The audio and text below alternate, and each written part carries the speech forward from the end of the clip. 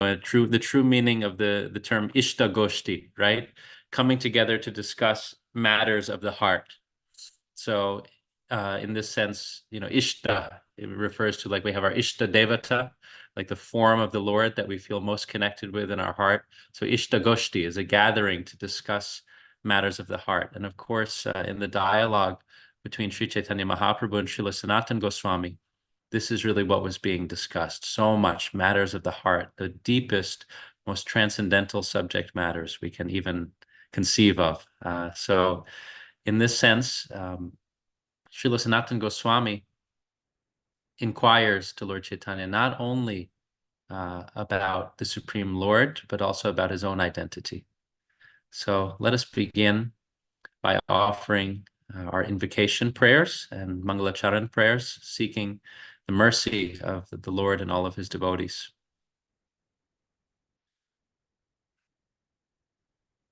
Om Namo Bhagavate Vasudevaya.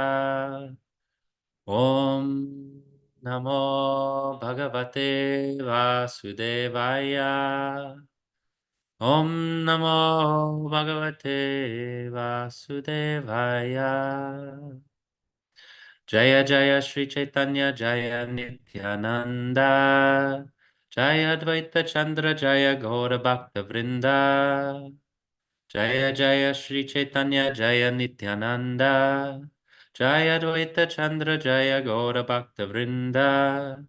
Jaya Jaya Sri Chaitanya Jaya Nityananda. Jaya Advaita Chandra Jaya Gaura Bhakta Vrinda. Om Ajnanatimidandasya Gyananjana Shalakaya Chakshurunmilitam Yena Tasmai Shri Gurave Namaha. Shri Chaitanya Manobishtam Stapitam Yena Bhutale Swayam Rupa Kadamayam Dadati Swapadantikam.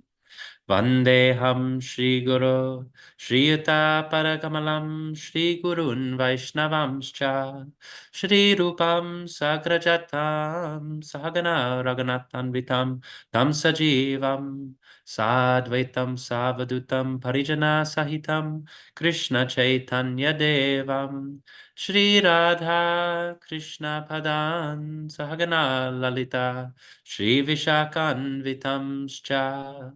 He Krishna Karuna Sindhu Dinabandhu Jagatpate Gopesha Gopika Kanta Radha Kanta Namostute Tapta Kanchana Gorangi Radhe Vrindavaneshwari Vrishabhanu Sute Devi Pranamami Hari Priye Vanchakalpatarubhyascha Kripa Sindhubhya Evacha Patitanam Pavanebhyo Vaishnavebhyo Namo Namaha. Jaya Shri Krishna Chaitanya Prabhu Nityananda Shri Advaita Gadadhara Shri Vasadi Gaura Bhakta Vrinda. Hare Krishna Krishna Krishna Hare Hare Hare Rama Rama Rama Hare Hare. Nama Om Vishnu Padaya Krishna Prestaya Bhutale Srimate Bhaktivedanta Swami Namine Namaste Saraswati Deve Gauravani Pracharine Nirvisesha Shunyavadi Paschatya Deshatarine. So I'd like to just begin by seeking everyone's blessings, everyone's well wishes, that we can have a meaningful dialogue, meaningful discussion tonight that is pleasing to the devotees of the Lord, that is pleasing to Srila Prabhupada, that is pleasing to our spiritual masters, that is pleasing to Sri Chaitanya Mahaprabhu. So let us begin. So I'll just read something that gives a nice overview to sort of summarize the significance of this dialogue between Sri Chaitanya Mahaprabhu and Srila Sanatana Goswami. The instructions of Lord Chaitanya to Sanatana Goswami are very important for people in general. The Lord taught him the process of devotional service, which is the constitutional occupation of every living entity. Because this is so, it is every man's duty to advance in spiritual science. Many subjects were thoroughly discussed in the talks between Lord Chaitanya and Sanatana Goswami. Due to the mercy of Lord Chaitanya, Sanatana was able to put important questions before him. And these questions were replied to properly. The meeting of Sanatana Goswami and Lord Chaitanya teaches us that to understand spiritual subject matters, one must approach a spiritual master like Lord Chaitanya Mahaprabhu and make submissive inquiries. This is confirmed in the instructions of the Bhagavad Gita 4:34, where Lord Krishna says that one should approach a man of authority and learn the spiritual science from him. In the instructions of Lord Chaitanya to Sanatana Goswami, we can understand the science of God. This is a quote from Srila Prabhupada in a lecture. Well, this is also in the text. In the instructions of Lord Chaitanya to Sanatana Goswami, we can understand the science of God in the matter of his transcendental form, his opulences, and his devotional service, where everything is being described to Sanatana Goswami by the Lord himself. By that time, Sanatan fell at the feet of the Lord and with great humility asked about his own real identity. So what we find in this dialogue is we have this book called Perfect Questions, Perfect Answers. So much in our teachings, the importance of questions is emphasized. Krishna encourages Arjuna in the Bhagavad Gita to approach a spiritual master, to inquire submissively and to render service unto that spiritual master. So that inquiry, that submissive inquiry, is a crucial part of our spiritual journey, of our spiritual progress, and certainly of our relationship with a spiritual master. Because if we inquire submissively, submissively is very important. Not that we just approach in a challenging mood, just for like a sport, like a debate team in school or something like that. But really in this mood of, I'm yearning to understand more about this. Please share with me, please enlighten me. And whatever you do share with me, I wish to absorb that and really take that into my heart, apply it in my life. So that's submissive inquiry.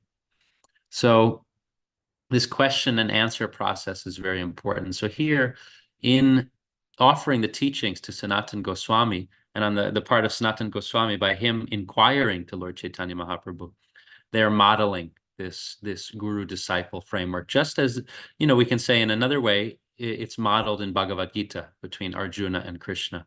Arjuna says, I am now a soul surrendered unto you. Please kindly instruct me as to what is best for me. So Sanatana Goswami falls at the feet of the Lord and makes inquiry. And of course, Sanatana Goswami, after meeting Lord Chaitanya Mahaprabhu, resigned. He and his brother, Srila Rupa Goswami, they resigned from a very lucrative post they had in the government in Bengal under Nawab Hussain Shah. So they were really in a prestigious position, making a lot of money also. But Chaitanya Mahaprabhu was also very liberal with them in the sense that because they were working in the Muslim government, from a traditional Brahmin standpoint, they had kind of lost their status by associating with those who were born in other traditions, other backgrounds. Chaitanya Mahaprabhu fully embraced them, and of course demonstrates this again and again. So how is it that these brothers who were situated in high posts in the government and making so much money and really materially very much well situated, how was it that they surrendered, their whole lives to be with and serve Sri Chaitanya Mahaprabhu? They gave up everything. As we know, as we see depictions of the Goswamis, they're just wearing kopans. They're just wearing simple cloth, practically nothing. So how is it that they went from this opulent material existence and status and position and money to just surrendering to Chaitanya Mahaprabhu and following him? So we see so much in this dialogue in terms of how Chaitanya Mahaprabhu taught and enlightened them, and also how he established his transcendental relationship with them. So I'll share a few highlighted points. Of course, there's so much that we won't be able to address, but I'll try to summarize a few key points that Chaitanya Mahaprabhu shared with Sanatana Goswami and also demonstrated through conduct. So the glories of the devotees, this is something that very quickly Chaitanya Mahaprabhu introduces to Srila Sanatana Goswami, because he approaches Sanatana Goswami and embraces him. And Sanatana Goswami, understanding Lord Chaitanya to be Krishna himself, in the mood of a devotee, was very humbled by this. And he said, my dear Lord, please do not touch me. It says, when the Lord embraced him, Sanatan became overwhelmed with spiritual ecstasy. And he said, my dear Lord, please do not touch me. But they embraced each other and began to cry. So Chaitanya Mahaprabhu then asked Sanatan to sit down with him on a bench. The Lord was touching the body of Sanatan with his hand, and again Sanatan asked him, my dear Lord, please do not touch me. Chaitanya Mahaprabhu's reply, he says, I am touching you just for my purification, for you are a great devotee. By your devotional service, you can deliver the whole universe and enable everyone to go back to Godhead. So Chaitanya Mahaprabhu is empowering his disciple, Srila Sanatana Goswami, and also demonstrating the power of devotional service, which is a topic that comes up again and again in their dialogue. The nature of devotional service, the nature of bhakti, how powerful bhakti is, how independent bhakti is, how devotional service is really our ultimate purpose, our dharma, our sanatan dharma, our nature, our way of approaching the Lord also through his devotees, of course. So just share. Chaitanya Mahaprabhu quotes a verse that he speaks about how a devotee of Lord Krishna, someone who's 100% engaged in devotional service, is far better than a brahmana who is versed in all the Vedic literatures, but who does not engage in the devotional service of the Lord. Because the devotee carries the Supreme Lord within his heart, he can purify every place and everything. So this is another teaching that we will speak more about, but Chaitanya Mahaprabhu emphasizes to Srila Sanatana Goswami the different ways in which different persons can realize different aspects of the Lord. So there's Brahman, the all-pervading, impersonal feature of the Lord.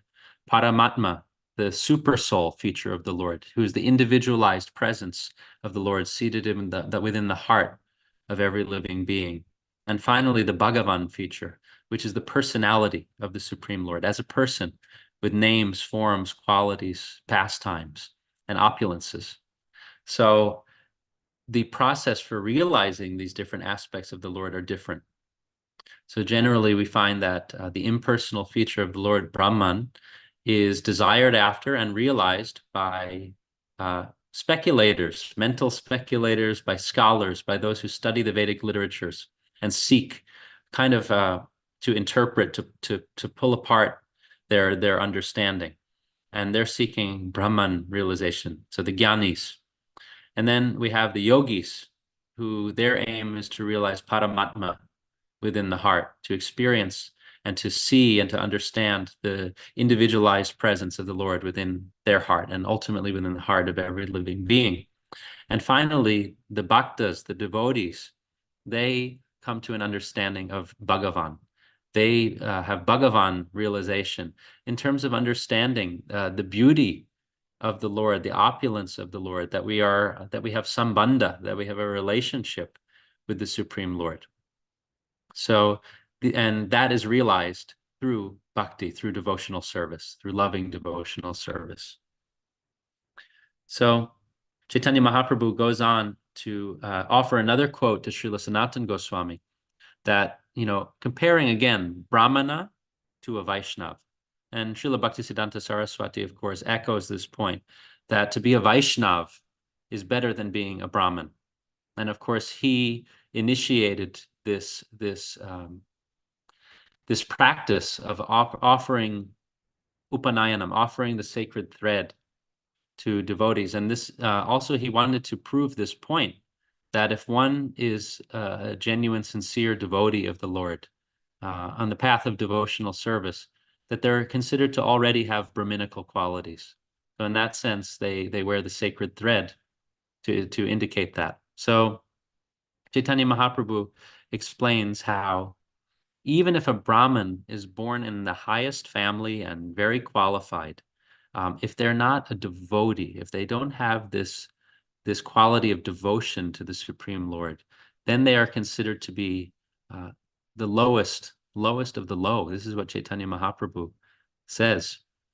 And If a devotee, on the other hand, may have been born in a very low family, whatever different, unprestigious background or impure background, by devotional service, they become purified, and they actually purify their whole family, their whole lineage, past, present, and future. So Chaitanya Mahaprabhu, finally, in this portion, quotes, he says, "O devotee of the Lord, to see you is the perfection of the eyes, to touch your body is the perfection of bodily activities, and to glorify your qualities is the perfection of the tongue, for it is very rare to find a pure devotee like you." So Chaitanya Mahaprabhu, though he's the Lord himself, he is in the mood of the Lord's greatest devotee, namely Srimati Radharani. So in this mood, he's just praising Sanatana Goswami. And this is really how their dialogue is established. And so then another important topic that he goes on to share is Achintya Beda Abeda Tattva. So this simultaneous, inconceivable, simultaneous oneness and difference. So Sanatana Goswami is inquiring about his identity, about what our position is as spirit souls. And Chaitanya Mahaprabhu elaborates upon this very important tattva, this very important understanding, which is really the hallmark of our Gaudiya Vaishnava philosophy. That's one of Lord Chaitanya's very unique contributions, this Achintya Beda Abeda Tattva. Philosophically, of course, he's contributed in so many countless ways, but in terms of philosophy, this Achintya Beda Abeda Tattva is a hallmark. So understanding that we are different from the Lord, especially because we are very minute, but there's a simultaneous oneness in the sense that we have the same quality. We're qualitatively same as the Lord, in the sense that we are ultimately spirit souls, part and parcel of the Lord, just like a spark comes from from the fire, or like a sun ray comes from the sunshine, so from the sun. So here's Lord Chaitanya's words. He says, "Your constitutional position is that you are pure living soul," the Lord told Sanatan. "Your material body is not your real self, nor is your mind your real identity, nor your intelligence, nor your false ego. Your identity is that of an eternal servitor of the Supreme Lord, Krishna. Your position is that you are transcendental. The superior energy of Krishna is spiritual in constitution, and the inferior external energy is material. Since you are between the material energy and the spiritual energy, your position is marginal. Belonging to the marginal potency of Krishna, you are simultaneously one with and different from him. Because you are spirit, you are not different from Krishna, but because you are only a minute particle of Krishna, you are different from him." So he elaborates this philosophy so beautifully and so strongly. So another topic that Chaitanya Mahaprabhu shares, so after elaborating upon this identity, with our identity, as we come to understand our identity on a deeper level through the teachings of Krishna, of the great devotees, our identification over time may change, right? So according to my own identification, I will have different goals and different ways in which I use my energy. So this is very important, the way that Krishna is instructing Arjuna in the Bhagavad Gita, that you are spirit soul. You never came into existence. You will never cease to exist. You always have been. So in this way, if we really identify with that, how will that influence and change the way that we act and move through this world, and where our energy goes and where our priorities go? It's a very practical point in terms of where our identification can kind of bring us.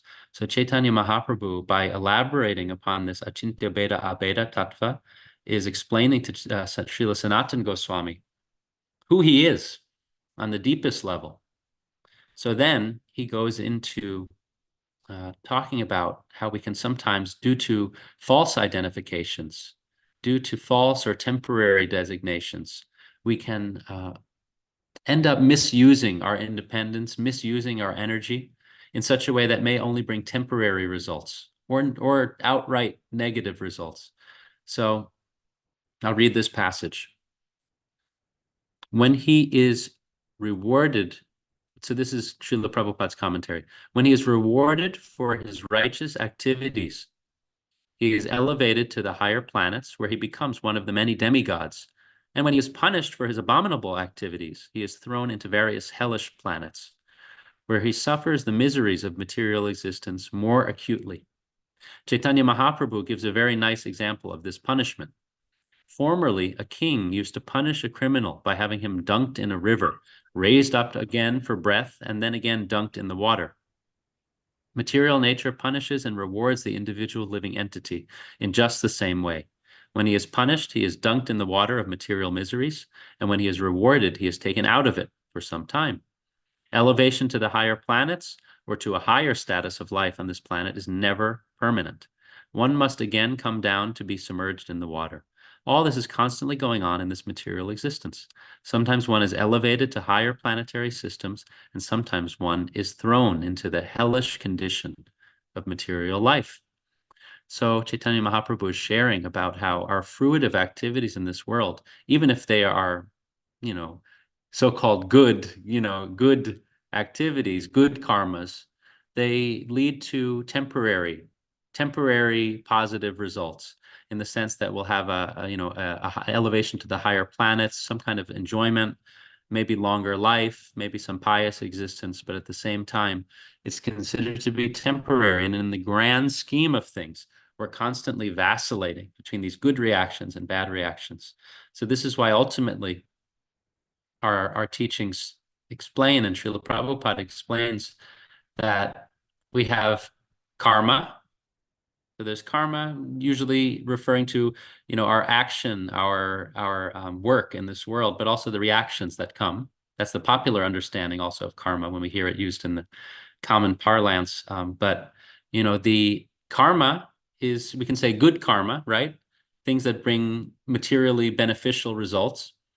And then there's vikarma, which is a negative karma, something that brings a negative or harmful, hellish kind of result. And then what we're really going for actually is akarma, something that is not connected to any material reaction, because whether it's, so-called good karma or bad karma, it's considered to be binding. It binds us to this world, whether under positive circumstances or painful circumstances. All of those things are binding. So one nice example that's given is that, say you have a matchstick. You can use that match to light a scented candle or something in your house for your own enjoyment, right? So that's karma, right? It's fairly harmless, but it's binding in some way, and it's not a spiritual activity. Or you can use it to light a cigarette or some drugs or something like that, getting more into the V-karma territory, something that's harmful, but only affecting you. So, okay, you can carry on. Or you can use that match to, heaven forbid, but like burn someone's house down. You can do great harm with something like that. So now we're getting to much more serious sinful reactions. Or you can use that match to light a stick of incense or a ghee lamp to offer to the Lord. So in that sense, we're moving into akarma, something that actually frees us from reactions, frees us from this duality of good and bad reactions. So Chaitanya Mahaprabhu is explaining this topic to Srila Sanatana Goswami. So we have our real identity, but then we have also Maya, we have forgetfulness. So Sri Chaitanya Mahaprabhu explains to Srila Sanatana Goswami by quoting a verse, Bhagavatam verse related to Narada Muni. And in this sense, Maya is being defined. Of course, Maya literally means that which is not, that which is illusory, but it can also be understood as forgetfulness of Krishna. So to forget Krishna is Maya. For as long as we're in remembrance of Krishna, Maya really can't touch us. But in those times of forgetfulness, that's when Maya, or illusion, that which is not, enters in. So Chaitanya Mahaprabhu establishes that to remember Krishna is the highest, the highest activity as Srila Bhaktisiddhanta Saraswati says, and Srila Prabhupada repeats also, that all of the rules and regulations of spiritual life are subservient to this point of always remember Krishna, never forget Krishna. So Lord Chaitanya quotes to establish Krishna's supremacy also as Swayam Bhagavan, as the original Supreme Personality of Godhead. He quotes from Sri Brahma Samhita, Ishvara Parama Krishna Sachidananda Vigraha Anadir Adir Govinda Sarvakarana Karanam, which is translated to Krishna is the Supreme Personality of Godhead with a body full of knowledge, eternality, and bliss. He has no origin. He is the original person known as Govinda and is the cause of all causes. In this way, Chaitanya Mahaprabhu gave evidence that Krishna is the original personality of Godhead, full in all 6 opulences. His abode, known as Goloka Vrindavan, is the highest planet in the spiritual sky. So Chaitanya Mahaprabhu goes on to explain that as Krishna is the original Swayam Bhagavan, original Supreme Personality of Godhead, he is the avatari. He is the source of all of the other avataras, of all of the other avatars. They're emanating from him. So Krishna, in this sense, is understood as Ananta Rupam. He is one with unlimited forms. But of course, he has his original form, and that is, while you can say that these other forms are equal, Krishna's original Swayam Bhagavan form is elevated above because he's avatari. He is the source. At least we have this understanding that though they may be equal in many respects, Krishna is the origin of all of these other forms. So the avatars, Chaitanya Mahaprabhu explains to Srila Sanatana Goswami. He goes into great depth. Of course, all of these topics, he's going into incredible depth with each of these topics. Just, here for the sake of time, because we're summarizing, we're not going in as deeply. But Sri Chaitanya Mahaprabhu explains about the avatars of the Lord, the different ways in which the Lord appears, and for which reasons, and under which circumstances, and in different times and different forms. So he speaks about, of course, the Das Avatar, the 10 primary avatars of Krishna as we understand them, and then also the Guna avatars corresponding with the modes of nature, the Lila avatars to perform particular pastimes, the and of course, there are other, of course, Shaktiavesh avatars, empowered incarnations. Those who are empowered by the Lord for a particular purpose are considered to be avatars in a certain sense. So the Lord explains the way in which Krishna descends. Avatar means to descend. So yet simultaneously, Chaitanya Mahaprabhu explains how the Lord is always situated in his supreme abode in Goloka Vrindavan. So all of these activities are happening in so many different realms simultaneously, in innumerable universes. How powerful, how incredible is the opulence of the Lord. Yet simultaneously, he's just enjoying and experiencing his pastimes with all of his beloved friends and relatives, all of the cowherd community in Goloka Vrindavan. So in this way, wherever and whenever he appears, he's displaying his 6 opulences, which are beauty, knowledge, strength, renunciation, fame. And I always do this when I recite the 6 opulences. Now I'm forgetting one of them, if someone can help me. But beauty, fame, knowledge, renunciation, wealth, Strength. strength. Thank you very much, Satyabhama Mataji. Appreciate it. So yes, so he's always showing these 6 opulences wherever he may be, yet he's existing always in Goloka Vrindavan. So the Lord's opulences are manifest in his names, forms, qualities, pastimes, and also in his abode, in his dham. So Chaitanya Mahaprabhu explains to Srila Sanatana Goswami, not only is Krishna Loka, is this Goloka, limitless and full, but also that Vrindavan, Krishna's abode on this planet is also unlimited in this way. So Srila Prabhupada, in his text, he says, from one point of view, Vrindavan is about 32 square miles in area. Yet in one part of this Vrindavan, all the Vaikunthas exist. So this is a very important instruction and teaching that Chaitanya Mahaprabhu is sharing with Srila Sanatana Goswami, because of course, as we know, he and his brother and his friends, they're the six Goswamis. They come to be known as the six Goswamis of Vrindavan.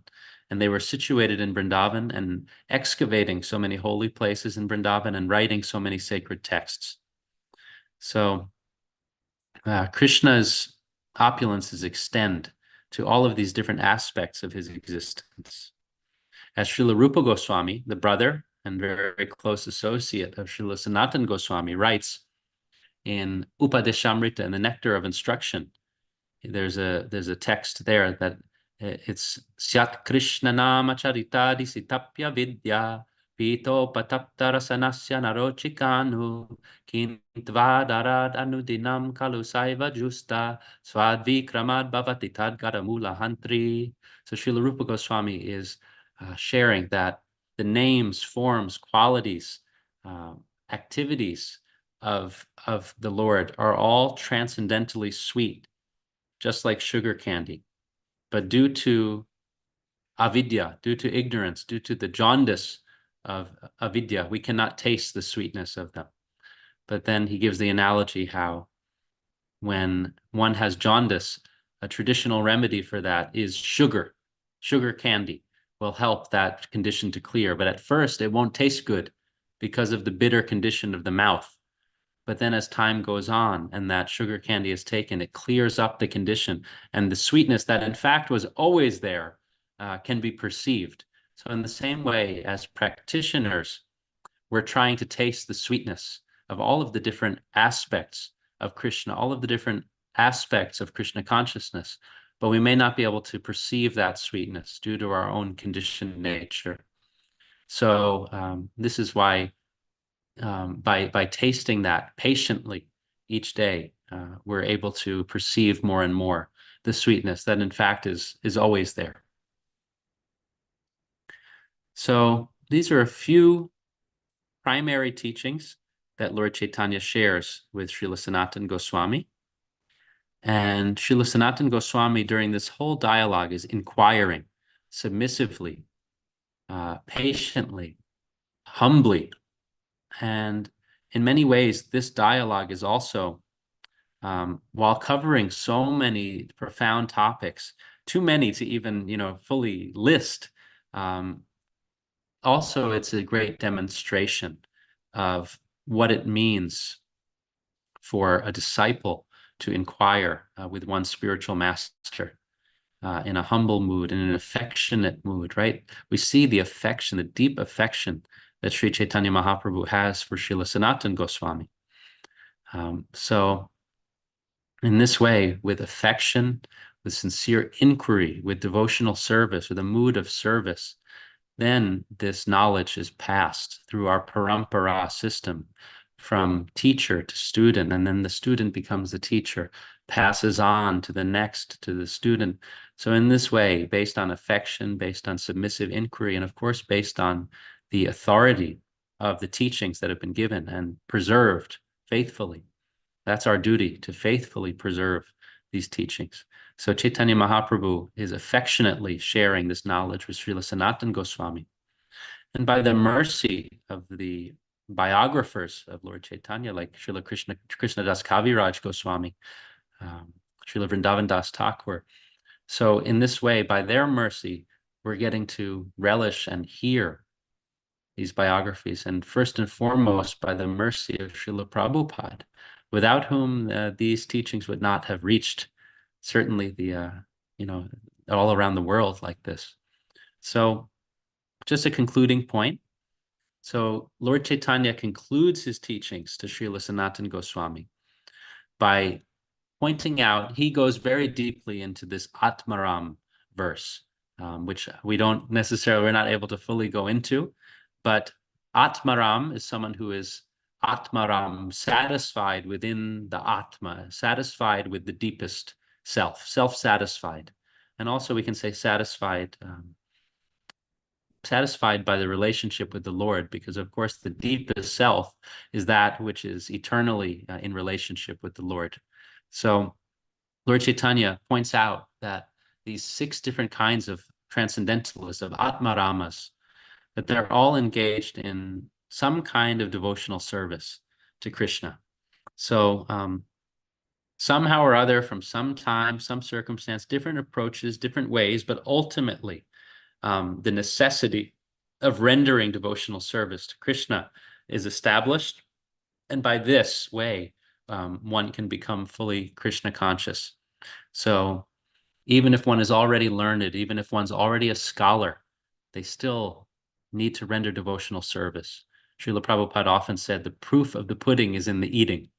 So we may study in the scholarly way for the mind, and no doubt that will benefit us because these are transcendental texts. But at the same time, when studied in combination with devotional service and in a mood of devotional service, then that full Krishna consciousness, by the mercy of the Lord, can begin to set in and dawn. So whether one is very learned or whether one is very simple, the qualification is one's service attitude, one's willingness to accept the mercy that is being given, to show up for that, and to really serve with one's heart. So in the collective sense, whether it's someone who's, I can read out the 6 kinds of Atmaram that Sri Chaitanya Mahaprabhu speaks about. He says the neophyte transcendentalist, the absorbed transcendentalist, one who is situated in transcendence, one who desires liberation, one who is actually liberated, and one who is engaged in activities in the constitutional position. All of these are Atmarams. When a person becomes an Atmaram, or a great thinker in Krishna consciousness, he fully engages in devotional service. According to the grammatical rules, there are many kinds of Atmarams, but in one sense of the word, but one sense of the word is sufficient to represent the others. In the collective sense, all the Atmaramas are inclined to worship the Supreme Lord Krishna. So the conclusion of this dialogue between Sri Chaitanya Mahaprabhu and Srila Sanatana Goswami is engagement in the transcendental service, in the devotional service and worship of the Supreme Lord. And as we understand, one term that we love to use to glorify the Lord is kirtan, because kirtan comes from kirti, which means the fame or the glory, to spread the glory and to celebrate the glories of the Supreme Lord. So kirtan we think of in our musical tradition of chanting the Mahamantra in a musical style, but also kirtan means any recitation of the glories of the Lord. So this, what we get the great fortune of reading of this dialogue between Lord Chaitanya and Srila Sanatana Goswami, is a form of kirtan. It's a glorification and a sharing and an enunciation of the glories and topics and mysteries and opulences and beauty of the Supreme Lord, and ultimately of the process of devotional service. So yeah, we're very fortunate to come in contact with this incredible dialogue, which is issued from the lips of Sri Chaitanya Mahaprabhu himself to his great devotee and confidential associate, Srila Sanatana Goswami. So we thank you so much for the opportunity to enter into some of these topics and this incredible dialogue and pastime. So we would like to just open things up to hear everyone's reflections, thoughts, comments, realizations, questions. Thank you so much. Srila Prabhupada ki jai. Hare Krishna.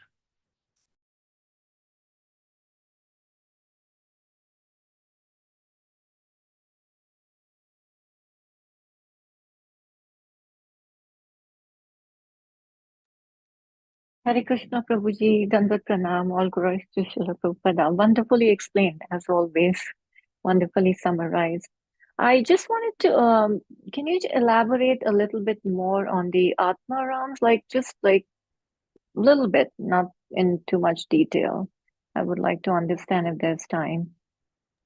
Thank Sure. Yes, you, Vanda.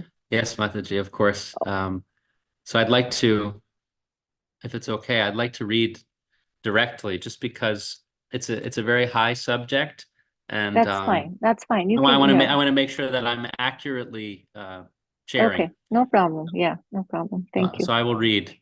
Um, okay. So this is coming from chapter 15 of this book we've been reading, Teachings of Lord Chaitanya. So Lord Chaitanya next explained to Sanatan Goswami a very famous verse known as the Atmarama verse, which is Srimad Bhagavatam, first canto, chapter 7, text number 10. Atmaramaschamunayo nirgrantapi urukrame kurvantyahaitu kim bhaktim itam bhuta guno harihi. I'll read the translation. Sutta Goswami said, all different varieties of Atmaramas, those who take pleasure in the Atma or spirit self, especially those established on the path of self-realization, though freed from all kinds of material bondage, desire to render unalloyed devotional service unto the personality of Godhead. This means that the Lord possesses transcendental qualities, and therefore can attract everyone, including liberated souls. And I'll read from Srila Prabhupada's purport here just to elaborate on this a bit. Lord Sri Chaitanya Mahaprabhu explained this Atmaram shloka very vividly before his chief devotee, Srila Sanatan Goswami. He points out 11 factors in the shloka, namely Atmarama, Munayaha, Nirgranta, Api, Cha, Urukrama, Kurvanti, Ahaitukim, Bhaktim, Itam Bhutta Gunaha, and Harihi. According to the Vishva Prakasha Sanskrit dictionary, there are seven synonyms for the word Atma, which are as follows: Brahman, the absolute truth; body, mind, endeavor, endurance, intelligence, and personal habits. So the Lord is breaking down this verse in so many ways, from so many different angles. And of course, we know Sri Chaitanya Mahaprabhu, prior to his Leela of entering into the path of sharing the holy name all around, he was known as Nimai Pandit. He was a great scholar, one of the foremost scholars of Bengal, even at a very young age. So he's able to break down these verses in so many different ways, from so many different angles. But to read here from Srila Prabhupada's purport, let's see, just to kind of get to a conclusion. So the word Hari conveys various meanings, but the chief import of the word is that he, the Lord, vanquishes everything inauspicious and takes away the mind of the devotee by awarding pure transcendental love. By remembering the Lord in acute distress, one can be free from all varieties of miseries and anxieties. Gradually, the Lord vanquishes all obstacles on the path of devotional service of a pure devotee, and the result of 9 devotional activities, such as hearing and chanting, become manifested. By his personal features. So this is the Atmaram verse in many ways is emphasizing the all-attractive nature of the Lord. And of course, we know that the meaning of the name Krishna is the all-attractive one. So everyone can be attracted. The Atmaram, all of the liberated souls, all of the self-realized souls can be attracted to Krishna, even those who are liberated. So it's not like we practice bhakti and then we achieve liberation and then we say, okay, great, I made it, I'm done now. So when we're approaching the infinite Supreme Lord, who is unlimited in opulences, in this way, even those who have already achieved liberation, there's still more for them to appreciate, still more for them to be attracted by, still more for them to delve into in their relationship with the Supreme Lord, because the Supreme Lord is unlimited. So simultaneously, if one is engaging with the Supreme Lord. They're engaging really on the platform of limitlessness, of infinity. So in that way, they always can, we can say, they always can go deeper, no matter how liberated, no matter how advanced one is. They always can go deeper because the Lord is unlimited. So even the liberated souls are attracted to the Supreme Lord. So I'll just read this. It says, by his personal features and transcendental attributes, the Lord attracts all psychological activities of a pure devotee. Such is the attractive power of Lord Krishna. The attraction is so powerful that a pure devotee never hankers for any one of the four principles of religion. Dharma, Artha, Kama, Moksha. The attraction, these are the attractive features of the transcendental attributes of the Lord. And adding to this the words api and cha, one can increase the imports unlimitedly. According to Sanskrit grammar, there are 7 synonyms for the word api, which api in this context, means in spite of. So in spite of being free, in spite of being liberated, one may still be attracted to devotional service and have the desire to render devotional service unto the personality of Godhead. So Chaitanya Mahaprabhu is sharing this verse with Srila Sanatana Goswami from so many different angles. So I welcome if any devotees would like to add to this, Simheshwar Prabhu or anyone would like to speak more about this Atmaram subject. Thank you for the question, Sachimata Mataji.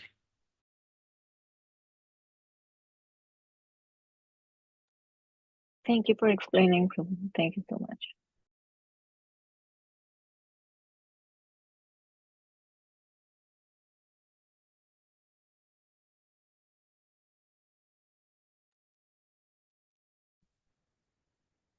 Okay. Anyone else have anything that you'd like to share? Anything that you'd like to bring into our dialogue?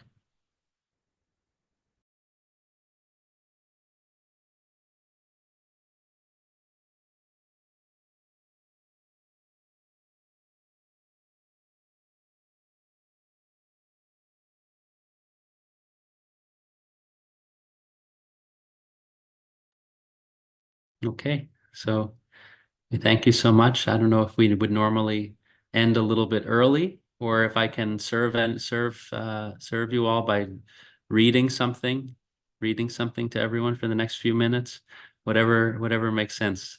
Simheshwar Prabhu, I don't know if you have some protocol here.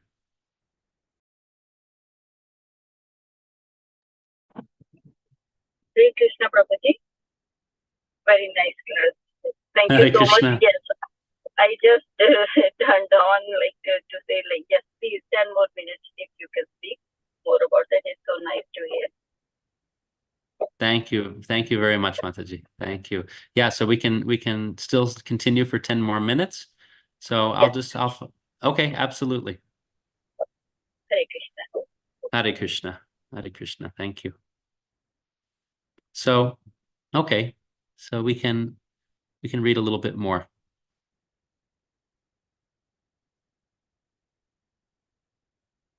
Okay, this is nice. So this is something that was written on the importance of this dialogue between Sri Chaitanya Mahaprabhu and Sri Sanatana Goswami.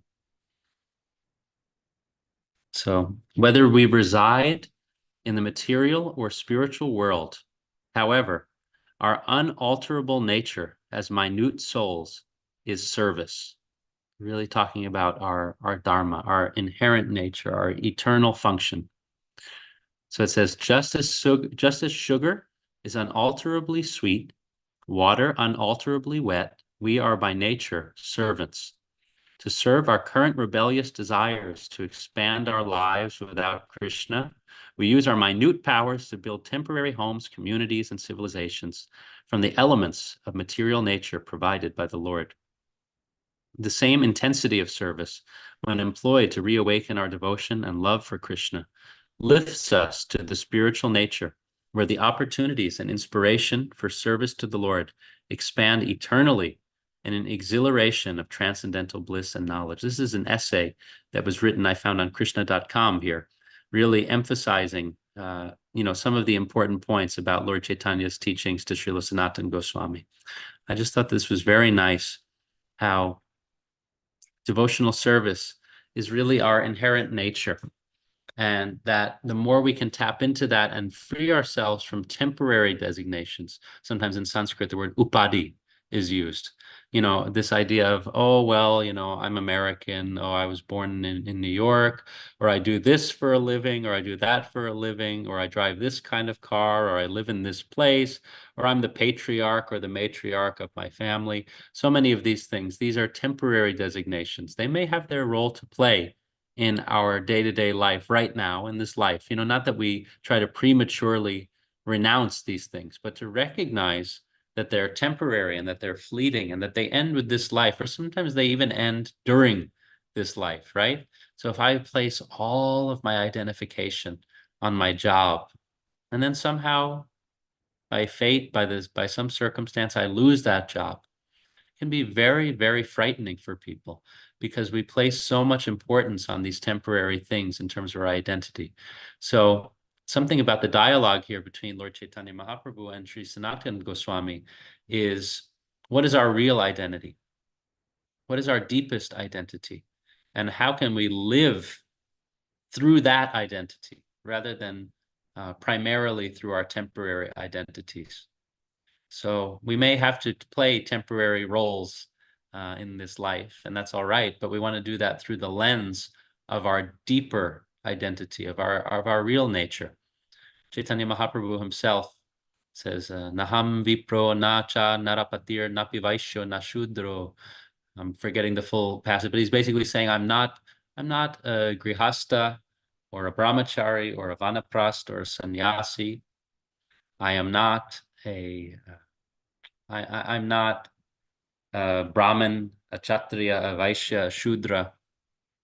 I am simply the Gopi Bhartu Padakamalayur Das Das Anudas. I am the servant of the servant of the servant of the servant of Krishna, who is the lover of the gopis. So in this sense, this is our deepest, deepest, deepest identity. So to have consciousness and understanding of this deepest identity, even if right now it's a little bit theoretical, right? We may have our own process of realizing that in a way that's really fully sunken in, but at least theoretically to have this understanding and to try to remember that when our more temporary designations are always fluctuating, always changing, always shifting in their own ways. This gives us a sense of foundation and can really ground us. So Chaitanya Mahaprabhu, this is very beautiful. I loved reading this, his words. It says, using an earlier example for emphasis, Lord Chaitanya again asserted that it is not possible to adequately describe Krishna's transcendental forms and pastimes. Whatever I have explained is simply a little glimpse, he told Sanatana Goswami. It is like showing the moon through the branches of a tree. The Lord's instructions to Sanatan in Varanasi continued for 2 months, covering the many categories of avatars, the spiritual planets, devotional behavior, and other spiritual topics almost too numerous to list. Srila Krishnadas Kaviraj Goswami, a contemporary of Lord Chaitanya, devotes several chapters of his Sri Chaitanya Charitamrita to the Lord's teachings to Sanatan. His Divine Grace A.C. Bhaktivedanta Swami Prabhupada's remarkable multi-volume translation of Chaitanya Charitamrita, along with the additional intimate insights of his earlier summary study teachings of Lord Chaitanya, which is what we're speaking from today, awaits readers eager to absorb themselves in the life and precepts of Sri Chaitanya Mahaprabhu.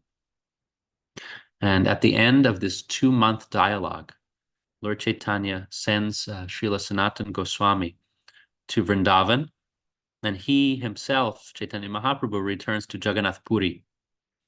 And it says, before long, both Sanatan and his younger brother, Rupa Goswami, were themselves traveling to Puri to meet again with the Lord.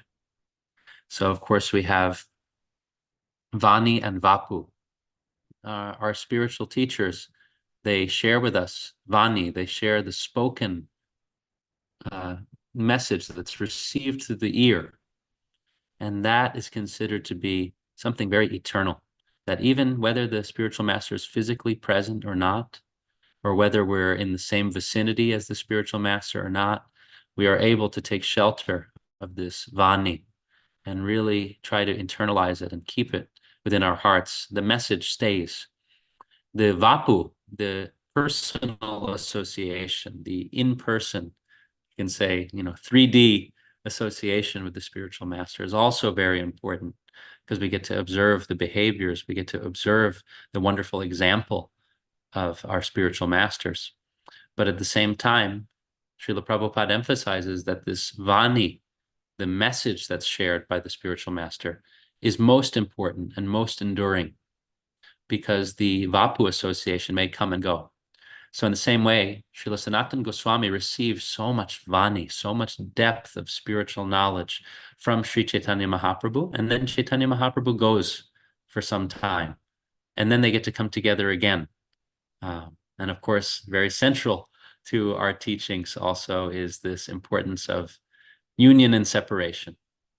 So by absorbing the Vani, absorbing the spoken teachings of the spiritual master, we get to experience also union and separation. We can feel together with our spiritual master, with our spiritual mentors, even if we're not in the same physical vicinity, or even if they, at some point may pass away and leave this world, depart this physical world, we get to be with them through the teachings that they've shared.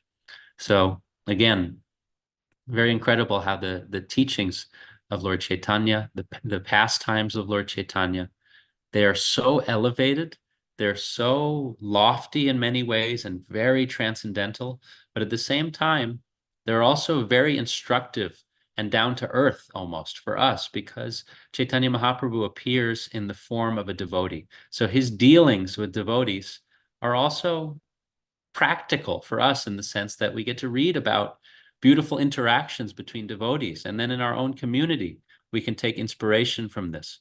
So now reading about Sri Sanatana Goswami and his dealings and his hearing from his spiritual master, Sri Chaitanya Mahaprabhu, right? In this sense, we get to also apply this in a practical way to our own lived experience on the path of Krishna consciousness. So just some thoughts there to kind of conclude. So we'd like to thank everyone very much, and just wanted to check briefly if anyone has any reflections or thoughts before we close.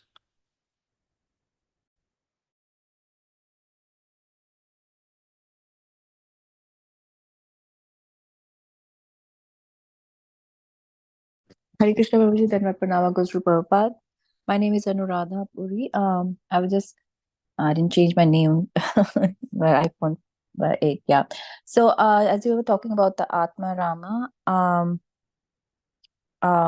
I wanted to know, I was studying this Nectar of Devotion, and there also it mentioned about Atma Rama verse, and now I understood that what you said, that it's like there was it says that the person who is liberated from the material contamination and they are more attracted by the transcendental qualities of Lord, and they basically we are liberated souls.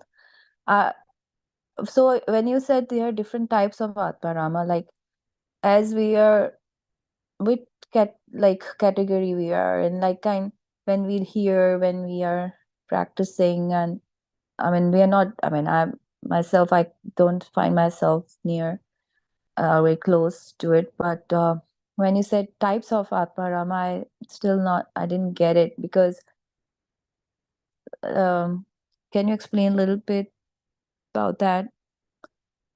Yes, sure, Mataji. Thank you very much for your question. So yes, the types of Atmaram. So let's see. So yes, there are 6 that are given, and those are, let's see. There's the neophyte, someone who is kind of toward the beginning of their spiritual journey, in terms of, at least, in this lifetime, they're at the beginning stages. There's one who's absorbed, and there are corresponding terms for these also. Like, for example, I mean, we have different stages of devotion. So there may be someone who has ruchi, which is someone who has taste for devotional service, someone who has actually developed a taste. It's no longer just an exercise of kind of doing what we feel is best for us, doing what we feel is right. It's because some shraddha may be there, some faith may be there, but then at some point taste develops. And then at another point, nishta is another feature.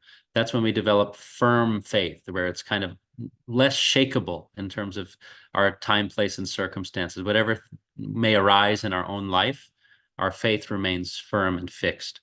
So, and of course, there are later stages such as bhava, having deep spiritual emotions for the Lord, ultimately culminating in prema, in love of God. So, so the types that are listed here are the neophyte transcendentalist, the absorbed transcendentalist, one who is situated in transcendence, one who desires liberation, one who is actually liberated, and one who is engaged in activities in his constitutional position.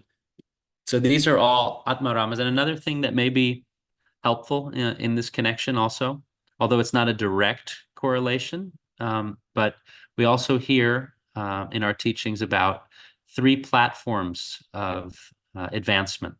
So we have the Kanishta Adhikari, the Madhyama Adhikari, and the Uttama Adhikari.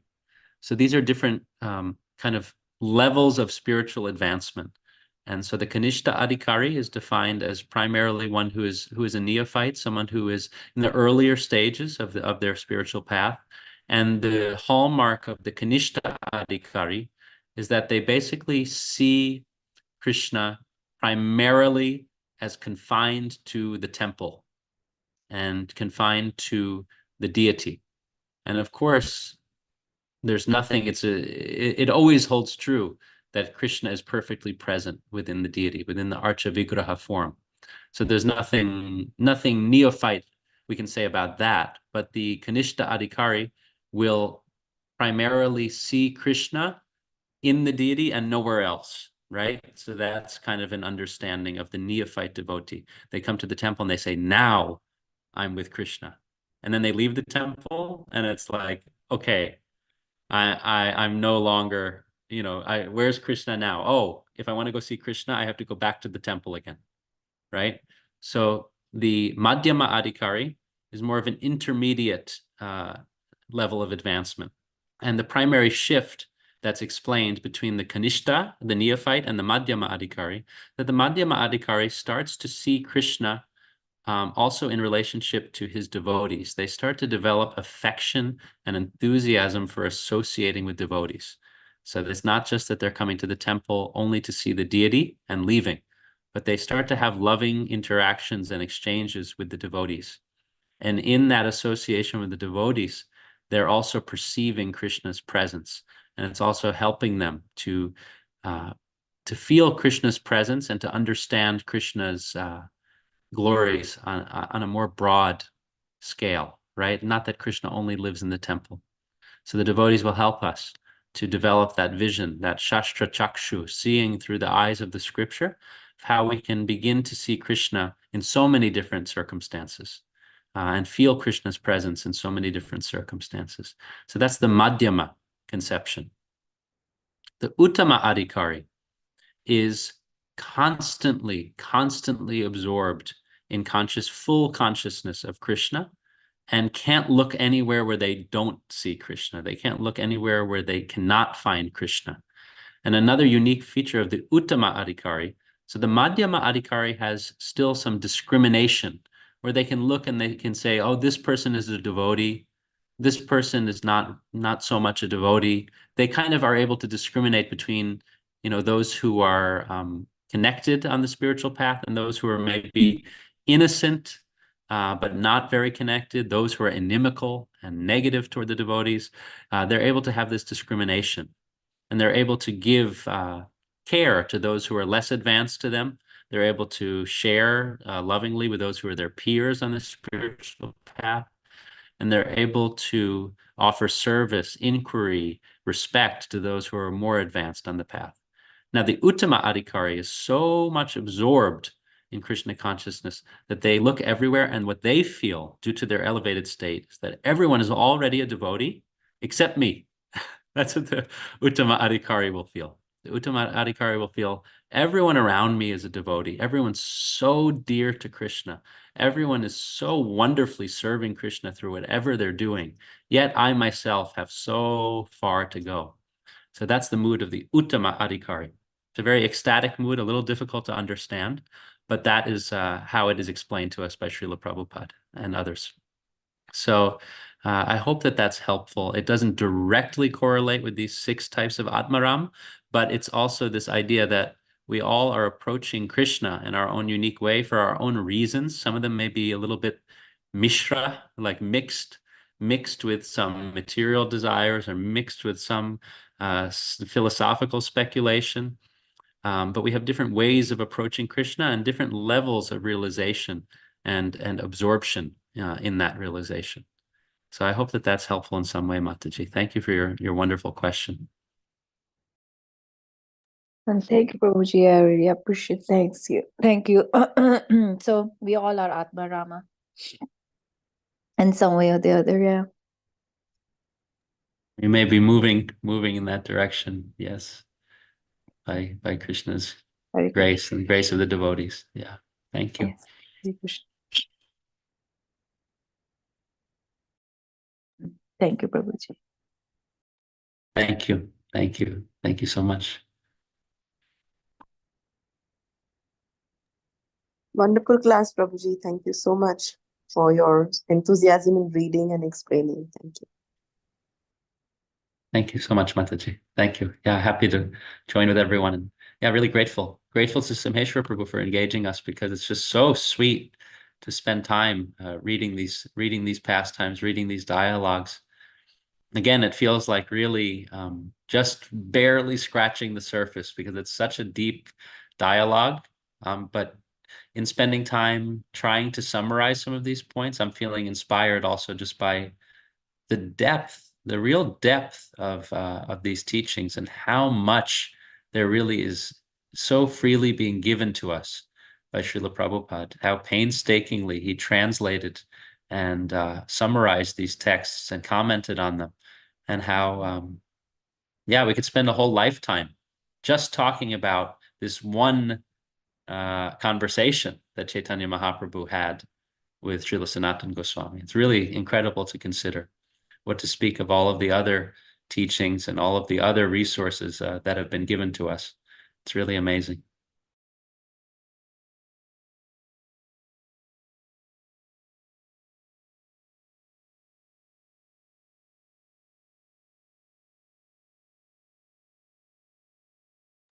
Okay, so if we have no further comments, questions, we will conclude now. So just wanted to thank everyone so much, and yeah, all glories to Srila Prabhupada, and all glories to all of you. Thank you so much. Panchakalpatarubhyascha kripa sindhubhya eva cha patitanam pavanebhyo vaishnavebhyo namo namaha. Namo Namaha. Vaishnav Vrinda ki jai. Jai. Hare Krishna.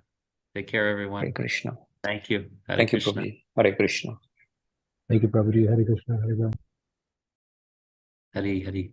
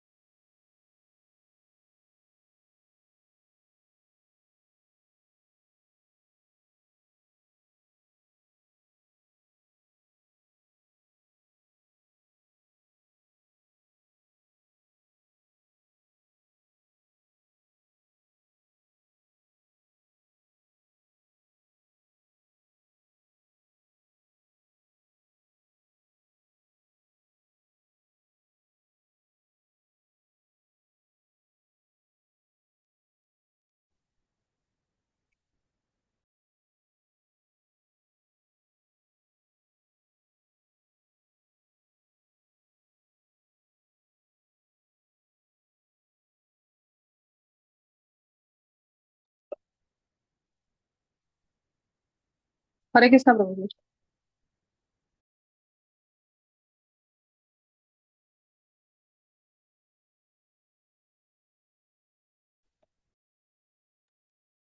Hare Krishna, Prabhu. This is recorded, Prabhu. Can we stop recording?